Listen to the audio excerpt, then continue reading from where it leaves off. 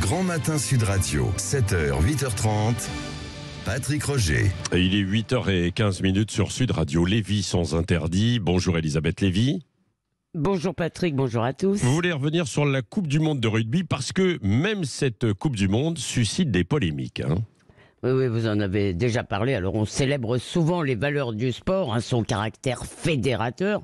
Bon, pour ma part, je trouve un peu triste que nos glorieuses victoires au foot ou au rugby soient les seuls moments où l'on proclame la fierté d'être français. Mais bon, même si elles sont un brin superficielles et surtout sans lendemain, eh bien, ces trêves tricolores font plaisir à beaucoup de gens. Eh bien, cette fois, Patrick, la trêve a été brisée avant même le coup d'envoi. Alors d'abord, la délicieuse Sandrine Rousseau, qui a été énervé par le haka et qui en a oublié son amour pour les autres cultures, a dénoncé des codes, écoutez-moi bien, virilistes. Eh bien, il faudrait lui expliquer que la virilité n'est pas un crime, ce qu'elle n'aime pas là-dedans, c'est la masculinité en vrai, et que beaucoup de femmes l'apprécient chez les hommes, mais passons.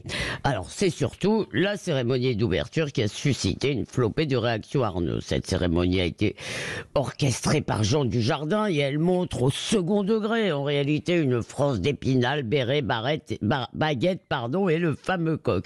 Ça, c'est un peu entre Jean-Pierre Pernaut et le village d'Astérix contre le reste du monde. C'est une série de clichés, ont dénoncé les sévères critiques. Et oui, évidemment, c'est la loi du genre.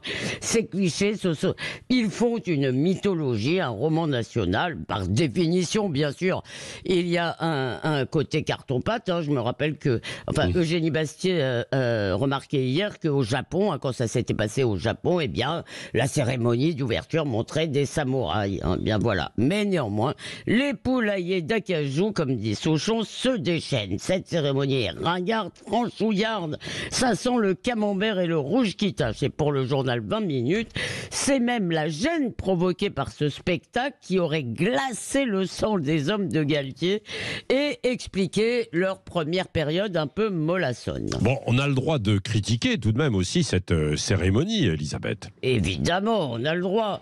Et elle est un peu kitschissime, dirais-je. Et d'ailleurs, c'est, je crois, un peu voulu. Ce n'est pas du grand art, d'accord. Mais ce n'était pas le but. Et puis, de toute façon, pour ceux qui la critiquent, ce n'est pas la cérémonie le problème. Pour certains, c'est encore une fois une occasion de cracher sur la frange des clochers des bistrots et du Puy du Fou, cette France qui boit des bières devant les matchs. Alors, c'est Libération qui mange le morceau et qui nous parle d'une France rance. Le mot est lâché, une France qui sent la naphtaline. Vous savez, ces gens ont l'odorat délicat et trouvent souvent les choses nauséabondes. Alors la France du rugby, pour eux, c'est celle des beaufs, des Dupont-la-Joie, les ploucs émissaires, disait l'écrivain Philippe Muret. Bien surtout, Patrick, bien sûr, ils ne le disent pas, mais c'est une France trop blanche, donc forcément raciste. Et d'ailleurs, 20 minutes a été très incommodé par le magnifique jambon de pays qui est apparu à plusieurs reprises dans cette cérémonie. Voilà, c'est ma France, mon pinard, mon cochon, dit 20 minutes, et c'est pas un compliment. Donc vous avez compris, pour être inclusive, il faut que la France adopte les mœurs et les habitudes des derniers arrivés, des minorités, et bannisse donc le cochon. Alors ce n'est pas nouveau, rappelez-vous les Verts et le Tour de France, mais c'est comme ça, une partie de la gauche et de nos prétendues élites culturelles détestent en réalité tout ce qui est français, tout ce qui est populaire. Eh bien le mystère, c'est qu'on continue à les élire ou à les écouter.